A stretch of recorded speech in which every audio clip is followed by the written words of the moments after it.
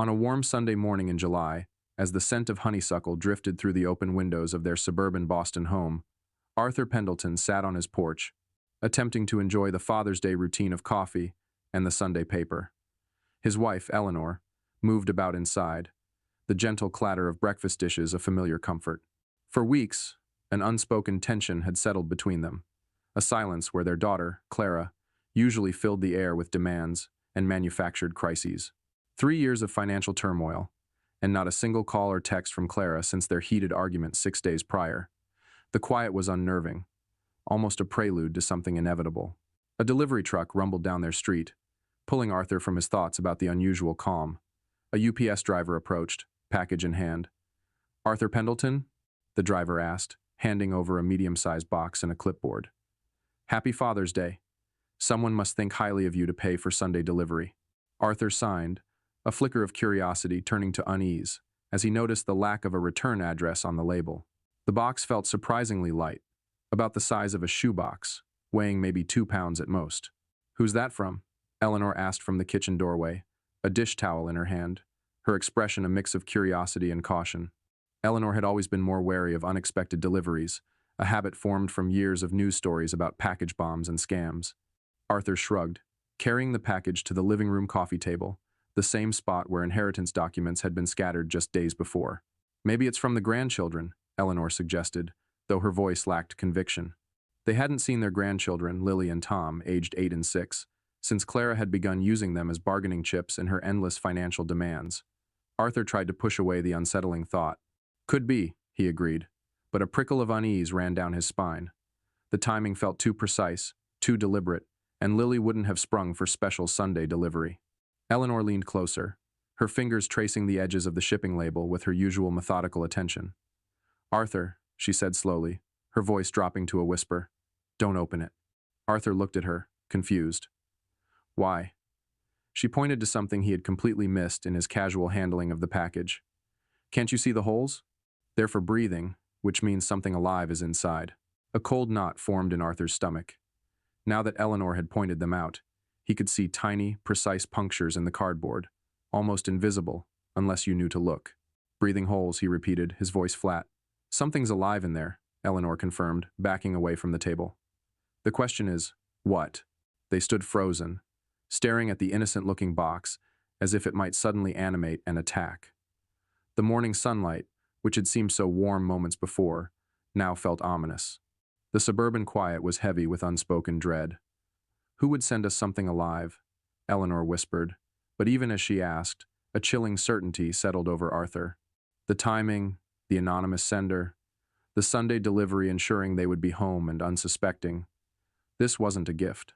This was something else entirely. From inside the box came the faintest sound, a soft rustling that made them both jump. It stopped as quickly as it began, leaving a tense silence. Eleanor clutched Arthur's arm, her fingernails digging into his skin. "Did you hear that?" she breathed. Arthur nodded, unable to speak. Whatever was in that box was very much alive and waking up. A soft, barely audible hissing sound emerged from the cardboard. They froze again, staring at the package as if it might explode. The sound ceased, and silence stretched between them like a held breath. Then it came again, longer this time, a distinct hiss that sent ice through Arthur's veins. Eleanor's grip on his arm tightened until her nails bit through his shirt. "Arthur," she whispered, her voice barely a whisper. "Call someone now." Arthur's hands trembled as he pulled out his phone, his mind struggling to process what they were facing while muscle memory took over. The numbers felt foreign under his shaking fingers. 911, what's your emergency? "We have a suspicious package here with something alive inside," Arthur blurted out. "It was delivered this morning with no return address, and it's making sounds." "Sir, can you describe the sounds you're hearing?" the dispatcher asked. Arthur glanced at Eleanor, who nodded encouragingly. The hissing had stopped again, but they both knew it would return. "Hissing," Arthur said, the word catching in his throat. He couldn't finish the sentence, like a snake, the thought too dangerous to voice aloud. "Are there any visible threats or damage to the package?" "No visible damage," Arthur replied, "but there are small holes punched in the cardboard." "Breathing holes." His voice cracked on the last words. "Sir, I am dispatching officers to your location immediately. Please maintain a safe distance from the package and do not attempt to open it, the dispatcher instructed. Can you move to another room? We're about 6 feet away in our living room. Should we leave the house? Arthur asked. Stay inside, but keep your distance. Officers should arrive within 10 minutes. Do not touch or move the package under any circumstances. The line went quiet except for the dispatcher's typing. 10 minutes felt like an eternity, with something potentially dangerous sitting on their coffee table, growing more active with each passing moment. Who could have done this, Arthur? Eleanor asked once he'd hung up, the question he had been dreading. The answer felt obvious, but saying it aloud would make it real, would acknowledge that their daughter had crossed a line he'd never imagined possible. I'm afraid to guess, Arthur admitted, but his mind was already connecting the dots he didn't want to see. The timing on Father's Day wasn't coincidental. The anonymous sender, who knew their address, their schedules, their vulnerabilities. Someone angry enough about their recent argument to plan something this elaborate, this cruel. Another sound from the box made them both step backward. Not just hissing this time, but a rustling that suggested movement, something shifting inside the confined space. The argument, Eleanor said quietly. 6 days ago. She was so angry when she left, she didn't need to say Clara's name. They were both thinking it, both arriving at the same horrible conclusion, through different paths of logic and dread. But this, Arthur gestured at the package. This isn't just anger. This is something else. Revenge. The word hung, unspoken between them, too ugly to voice, but impossible to ignore. Their daughter, the child they'd raised and supported and loved despite her flaws, had sent them something designed to frighten or harm them. The box rustled again, more insistently this time. Whatever was inside was definitely awake now, probably confused by its surroundings, possibly agitated by their voices and movement. What kind of person does this to their own parents? Eleanor's voice broke on the question. Someone desperate, Arthur said, though the words felt inadequate. Someone who thinks they've been wronged. But deep down, he knew it was more than desperation. This required planning, calculation, a level of malice that spoke to something broken in the relationship between parent and child. Clara hadn't just lashed out in anger. She'd crafted a deliberate act of psychological warfare. The sound of car doors slamming outside made them both jump. Through the front window, Arthur could see a police cruiser in their driveway, 2 officers walking toward their door with the purposeful stride of people trained to handle dangerous situations. Relief flooded through him so quickly it made his knees weak. Professional help had arrived. Soon, whatever nightmare lurked in that innocent-looking package would be someone else's responsibility to handle safely. The doorbell rang, sharp and authoritative, in the tense quiet of their home. Arthur opened the door before Officer Miller, a tall, solidly built man with the practiced alertness of someone who'd handled domestic emergencies, could knock a second time. Mr. Pendleton, I'm Officer Miller. We received your call about a suspicious package. Arthur stepped aside, allowing him to enter. It's in the living room. Officer Miller wiped his boots on their welcome mat before crossing the threshold. Eleanor appeared in the hallway, still wearing her apron, her hands twisted nervously. Officer, we're just so grateful you're here. We didn't know what else to do. You did exactly the right thing, ma'am, he said, his voice carrying calm authority. Can you show me the package? They led him to the living room, where the box sat on their coffee table, looking smaller now that professional help had arrived. Officer Miller approached carefully, pulling latex gloves from his utility belt. When did this arrive? About 35 minutes ago, Arthur said. Sunday delivery. Someone paid extra for weekend service. He examined the shipping label without touching the box. No return address visible. And you heard sounds coming from inside? Hissing, Eleanor said quietly. Like she couldn't finish. Like a snake, Officer Miller completed matter-of-factly. I've handled similar situations before, usually non-venomous, but we take every precaution. He reached for his radio. I'm calling animal control. They have proper equipment for safe removal. Dispatch, this is Unit 47, requesting animal control services at 1247 Elm Street. Suspected snake delivery in residential package. The radio crackled back with a confirmation. 20 minutes for animal control to respond. Officer Miller turned back to them, his demeanor shifting from procedural efficiency to investigative curiosity. Do you have any idea who might have sent this? The question Arthur had been dreading. He felt Eleanor's eyes on him, waiting to see how he'd respond. I don't know, Arthur said carefully. Probably just some kids playing pranks. Officer Miller's gaze sharpened slightly. Kids would need access to live animals, shipping materials, knowledge of your address. This required planning and resources. Arthur's mouth went dry. He was right. Someone with means and motive had deliberately sent them a snake on Father's Day. Have you had any recent conflicts? Family disagreements?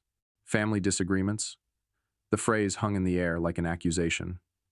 Eleanor tensed beside him, both of them walking the tightrope between honesty and loyalty. Nothing that would lead to this, Arthur managed.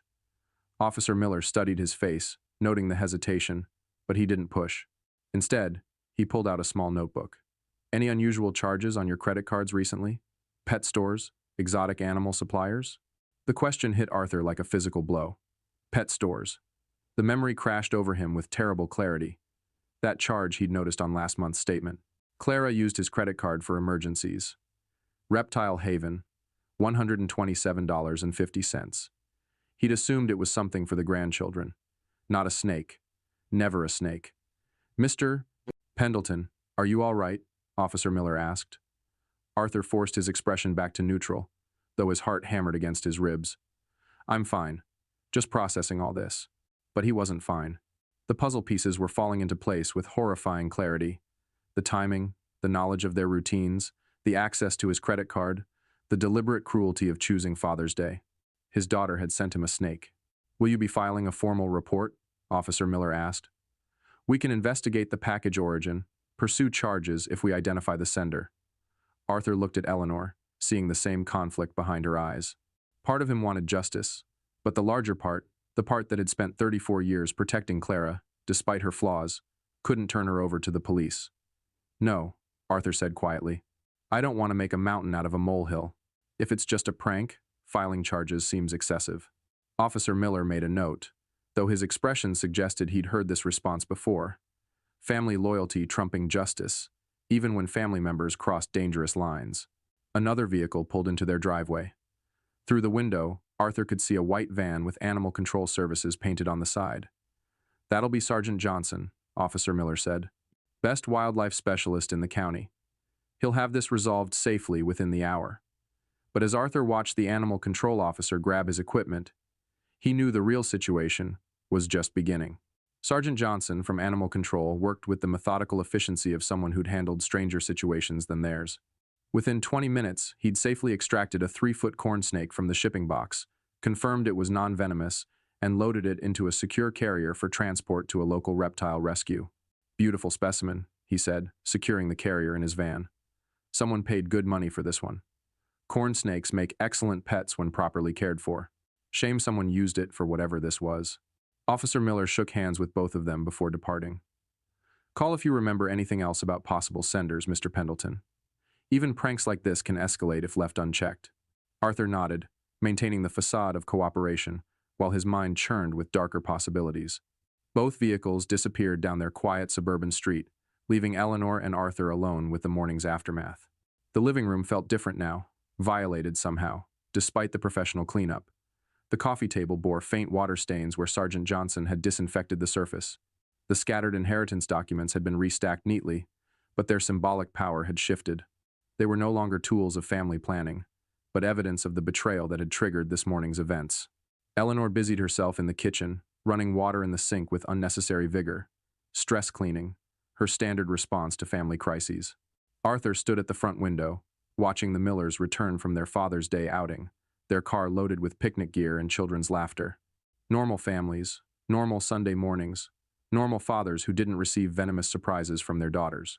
The credit card charge burned in his memory like a brand. Reptile Haven, $127.50 3 weeks ago, right after their argument about the inheritance. Perfect timing for planning revenge. His phone felt heavy in his hands as he scrolled to Clara's contact information. Her smiling photo looked back at him, a picture from Lily's birthday party last year, before the financial demands had escalated, before the threats about grandchildren access, before this morning's snake delivery. Are you really going to call her? Eleanor asked quietly from the kitchen doorway. I need to know for certain, Arthur replied, and if she admits it, the question hung between them like a challenge. What would he do if his suspicions were confirmed? What action could a father take against a daughter who'd crossed such a fundamental line? He didn't have an answer yet, but he knew the conversation was necessary. The phone rang twice before she picked up. Dad? Clara's voice carried an artificial brightness, the tone she used when she wanted something or was hiding something. "How's your Father's Day going?" Arthur's grip tightened on the phone. If she was innocent, the question was natural. If she was guilty, it was cruel mockery.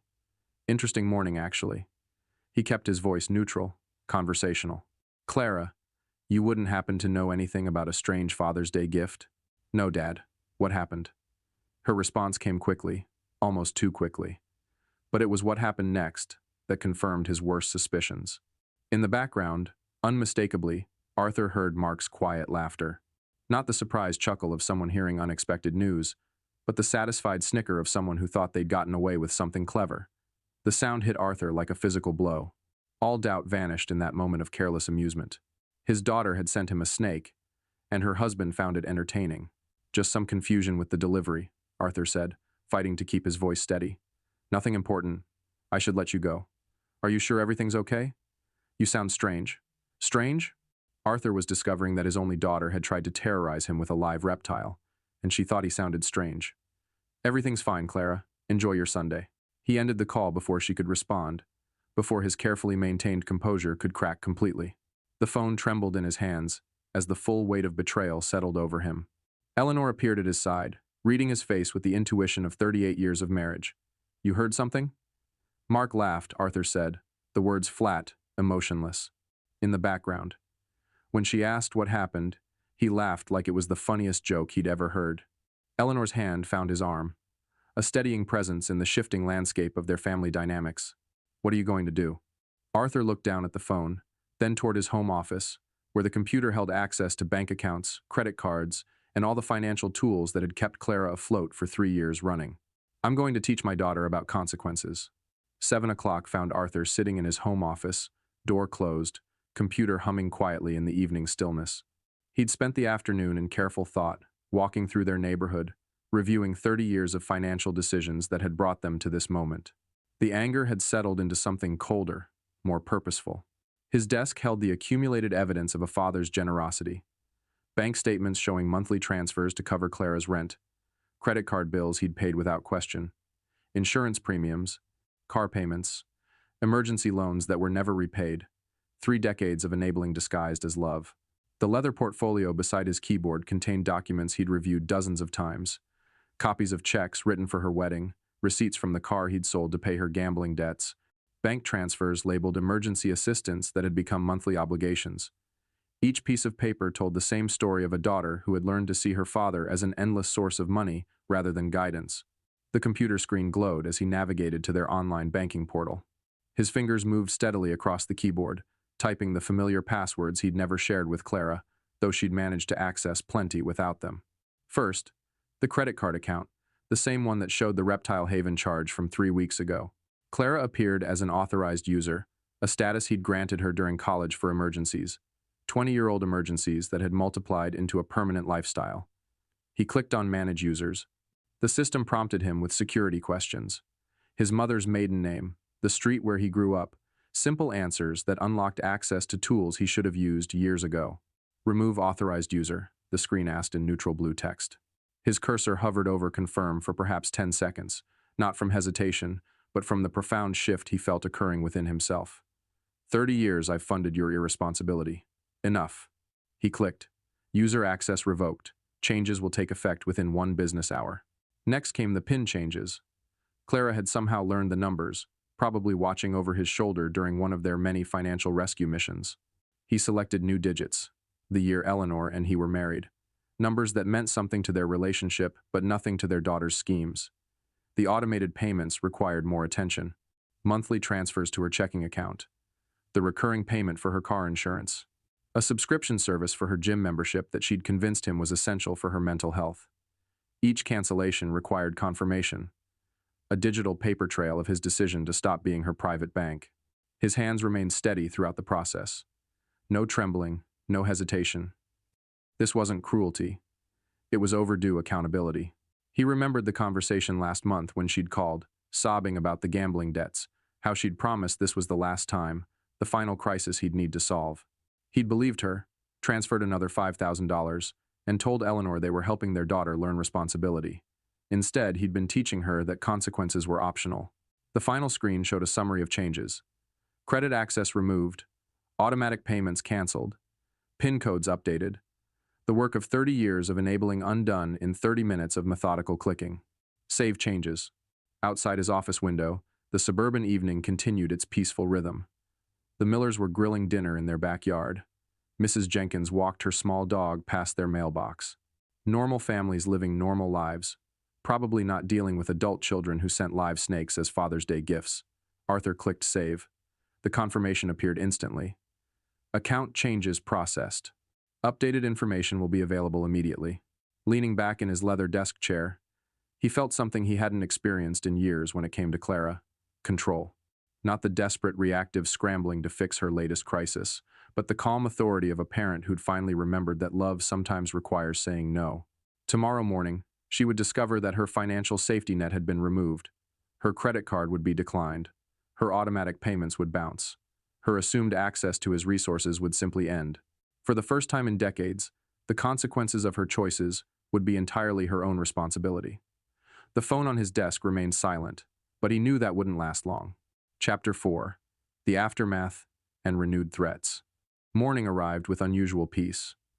Arthur sat at their kitchen table with coffee and the newspaper, watching sunlight filter through Eleanor's herb garden on the windowsill. For the first time in years, he felt no anxiety about potential financial emergencies, no dread of manipulative phone calls. Eleanor moved quietly around the kitchen, refilling his coffee cup with the comfortable efficiency of 38 years of shared mornings. She'd asked no questions about his evening in the office, but her slight smile suggested she understood perfectly what he'd accomplished. The phone rang at 8:15. Clara's name appeared on the caller ID, exactly as expected. Arthur let it ring twice more before answering, using those extra seconds to center himself. "Good morning, Clara. Dad, what have you done? My card isn't working." Her voice hit him like a physical assault, shrill with panic. "I tried to buy groceries, and it was declined. The automatic payment for my car insurance bounced. What is happening?" Arthur took a sip of coffee before responding. "Clara, I know you sent me that Father's Day gift." The silence stretched for several heartbeats. When she spoke again, her voice had shifted from panic to defensive fury. "You've lost your mind. How could you set me up like this?" Set her up, Arthur thought. Not what are you talking about, or what Father's Day gift. The woman who had sent him a snake was now accusing him of setting traps. Her reaction told him everything he needed to know. "I didn't do anything," he said calmly. "I simply stopped paying for your irresponsibility." "This is insane. You can't just cut me off without warning. I have bills, obligations, responsibilities." Responsibilities. Arthur let the word hang between them. Like the responsibility to treat your parents with basic respect, like the responsibility to handle your own finances instead of depending on mine. Eleanor had stopped her morning routine to watch Arthur's face, reading his expressions for signs of stress. But he felt remarkably calm, almost detached from Clara's hysteria. "Dad, please, you don't understand. Mark and I are struggling right now. The apartment rent is due, and my car payment. Your car payment that I've been making for 2 years. Your apartment rent that comes out of my account every month," Arthur interjected calmly. "Perhaps it's time you understood what actual financial responsibility looks like." "Fine. You want to play games?" Her voice rose to a pitch that would have concerned him yesterday. "Don't expect to see your grandchildren anytime soon. Lily and Tom won't even remember you by the time." "Clara." Arthur cut her off with quiet firmness. Those threats stopped working yesterday morning. The phone went silent, except for her rapid breathing. He could almost hear her recalibrating, searching for the manipulation tactic that had always worked before. "I can't believe you're doing this to me," she whispered, switching to the victim voice that had opened his wallet countless times. "I'm your daughter. I'm struggling. And instead of helping me, you're punishing me for something I didn't even do. Something she didn't even do." Still no direct denial. No confusion about what gift he'd referenced. Just the blanket deflection of someone who knew exactly what she'd done and was angry about facing consequences. "Your struggle is not my responsibility," Arthur said. "Your choices created your situation. Your choices sent that package. Your choices will determine what happens next." "You're being ridiculous. One little prank and you completely lose your mind. One little prank." There it was. Not quite a confession, but close enough to confirm what her panicked overreaction had already revealed. She'd sent him a live snake as a little prank, and now expected him to continue funding her lifestyle. A prank involving a dangerous animal isn't little, Clara. And a father cutting off financial support after 30 years of enabling isn't losing his mind. It's finally finding it. Her voice turned arctic. This isn't over, old man. You think you can control me by controlling money? We'll see about that. The line went dead. Arthur set the phone down gently and looked at Eleanor, who had watched the entire conversation with growing admiration.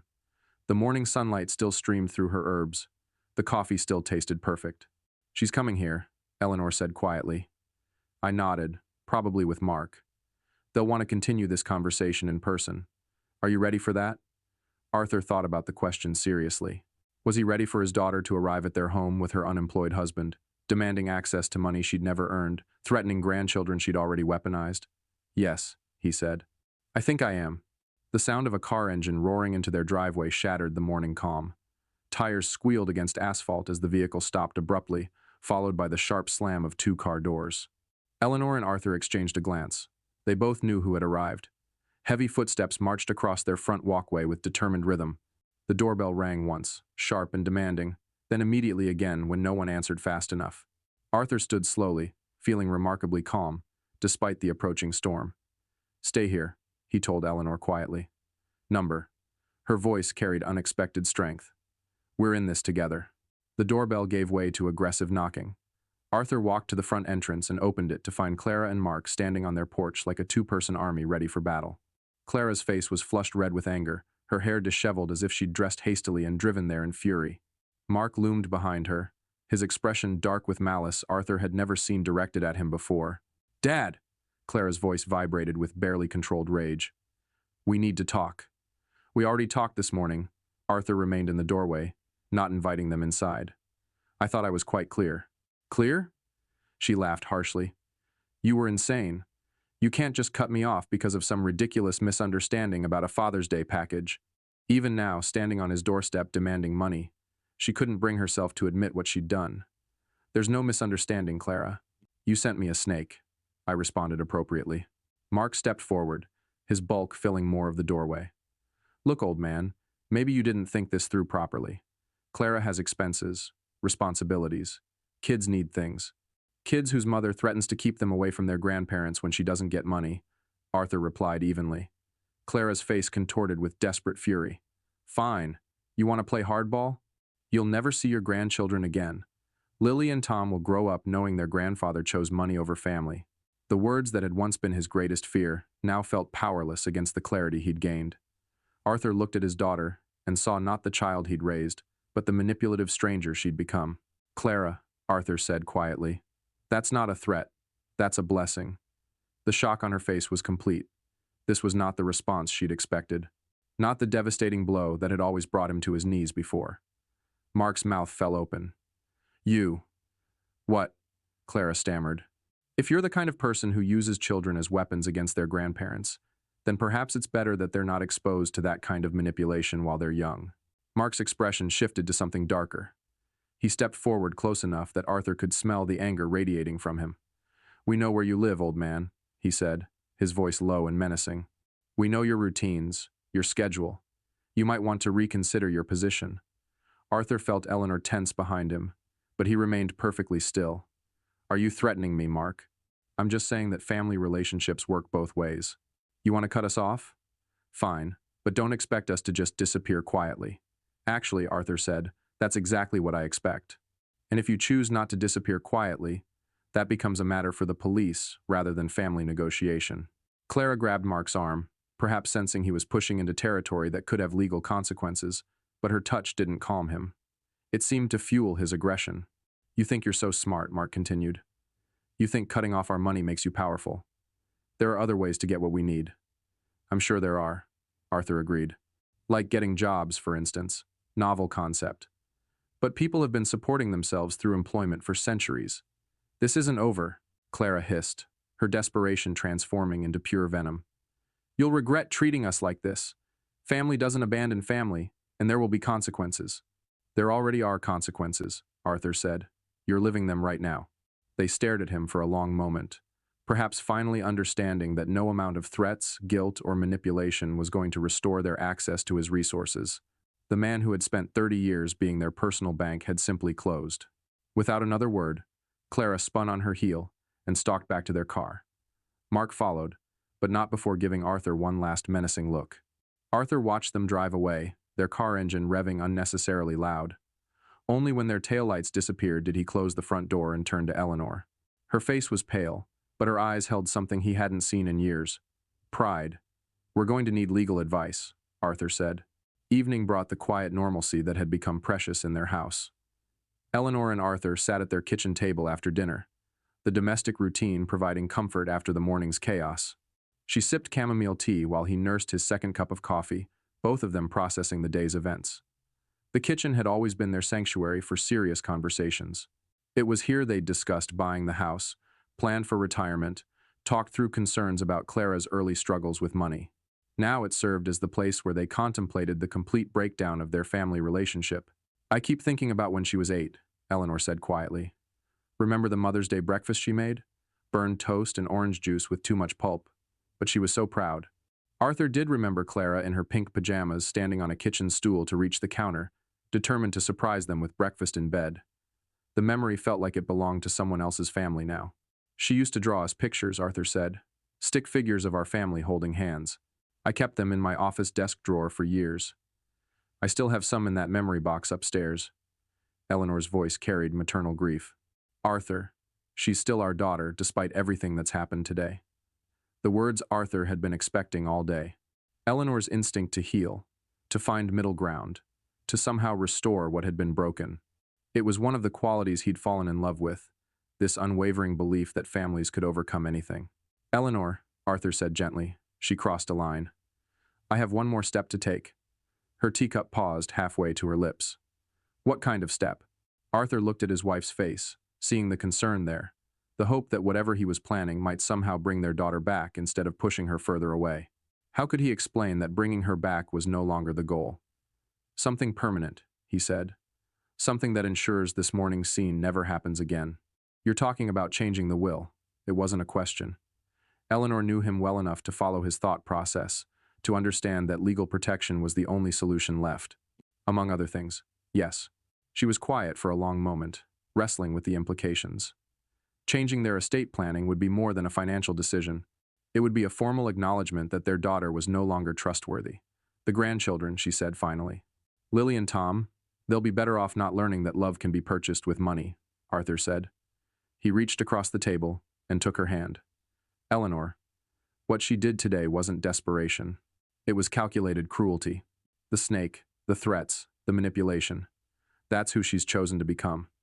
But if we cut her out completely, we protect ourselves from future abuse. We protect our marriage from constantly managing her crises. We protect our retirement from being slowly drained away by someone who sees us as a resource rather than parents." Eleanor squeezed his hand, her thumb tracing across his knuckles, in the gesture that had comforted him through decades of smaller challenges. This wasn't a smaller challenge, though. This was the end of something fundamental. "Will it stop her?" she asked. "If you change everything legally, will she finally leave us alone? It will remove her incentive for contact. No access to money, no inheritance to protect, no leverage to maintain. She'll have to find other people to manipulate."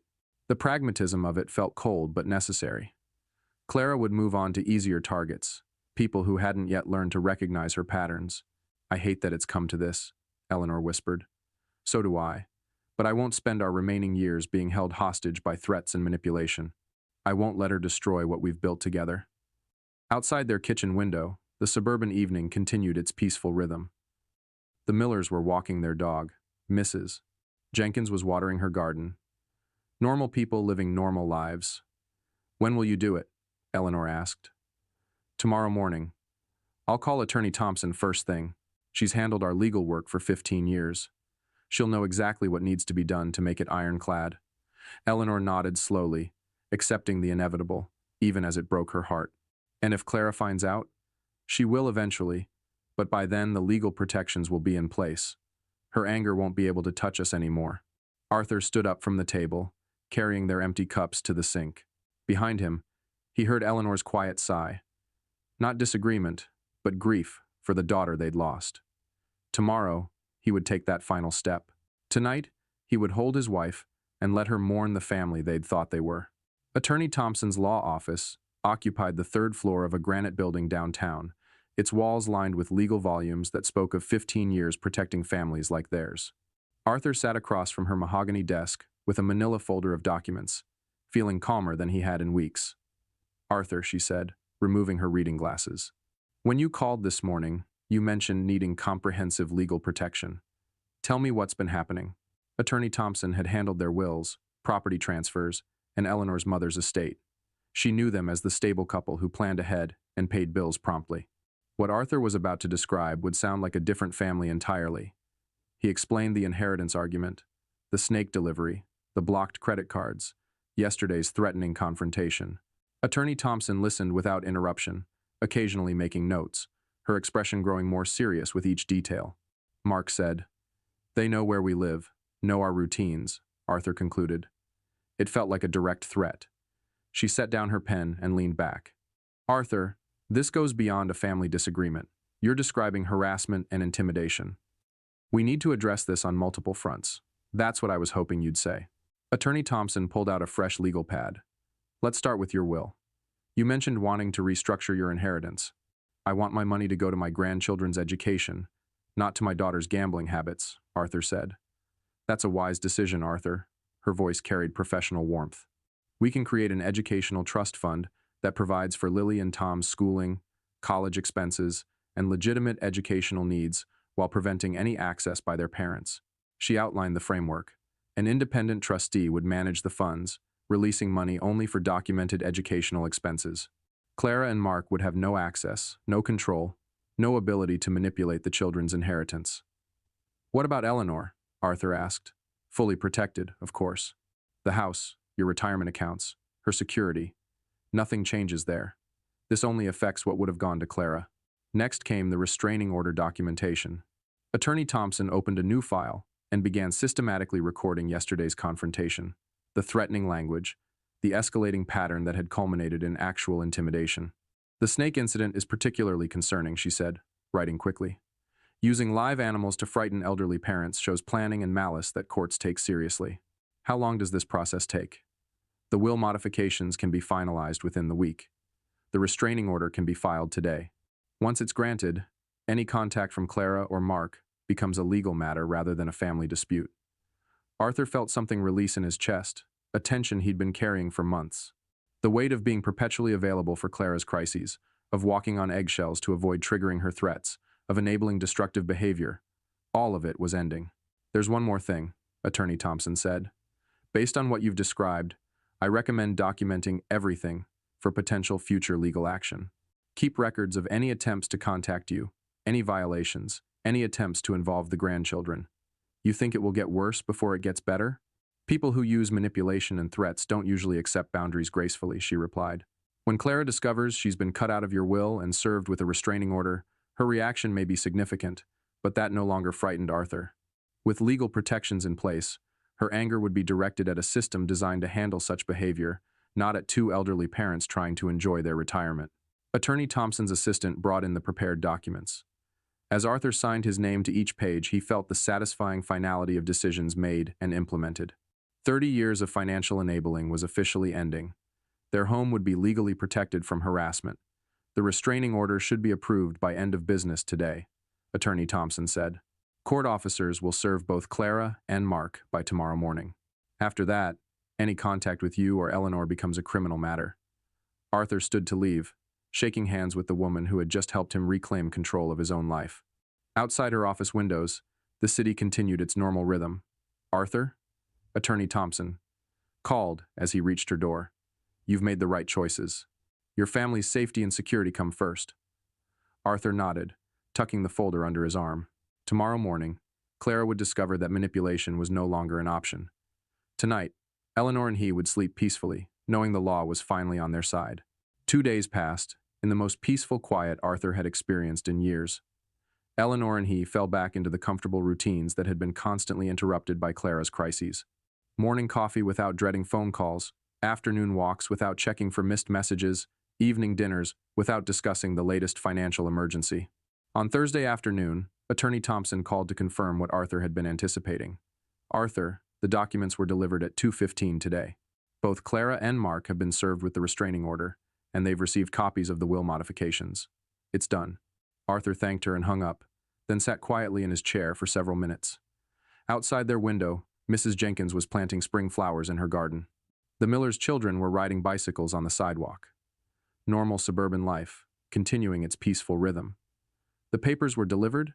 Eleanor asked from the kitchen doorway. "This afternoon," Arthur confirmed. "It's finished."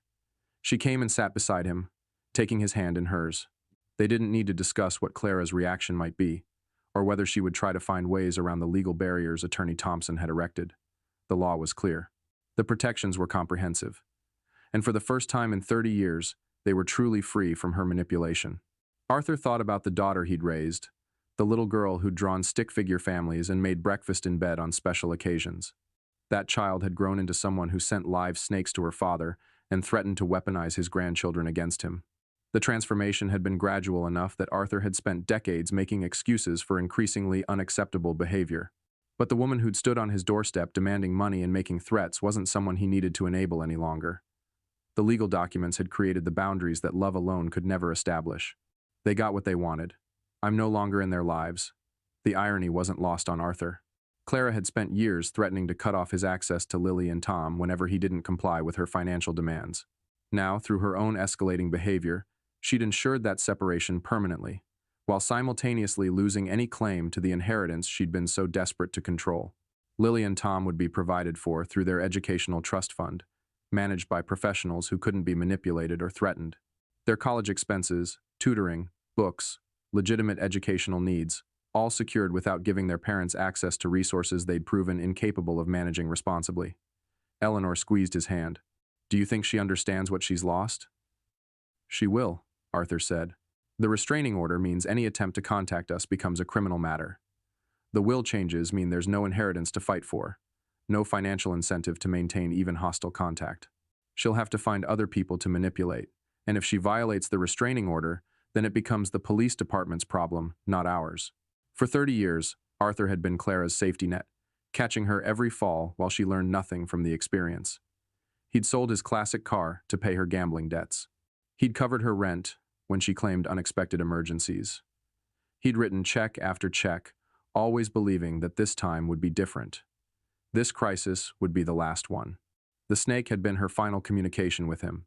Everything she wanted to say about their relationship had been contained in that box. Dangerous, venomous, designed to frighten and intimidate. But instead of driving him back into compliance, it had driven him to Attorney Thompson's office and the legal protections he should have sought years earlier. As the sun set through their kitchen window, Eleanor and Arthur prepared dinner together with the easy cooperation of a couple who no longer carried the weight of constant family drama. No phone calls interrupted their conversation. No emergency texts demanded immediate financial rescue. No threats hung over their heads about access to grandchildren. The quiet felt profound, like the silence after a long, exhausting storm has finally passed. Tomorrow, they would wake up in a house legally protected from harassment. Their retirement savings would remain intact, earning interest for their own security rather than being slowly drained by someone else's poor choices. Their marriage would continue, without the constant stress of managing an adult child's manufactured crisis. Arthur had reclaimed his role as a father who loved his daughter enough to refuse to enable her destruction of herself and others. Legal boundaries had replaced emotional manipulation. Professional consequences had replaced family guilt. The law had given him back his life. Tonight, for the first time in decades, he would sleep without wondering what tomorrow's crisis would cost him.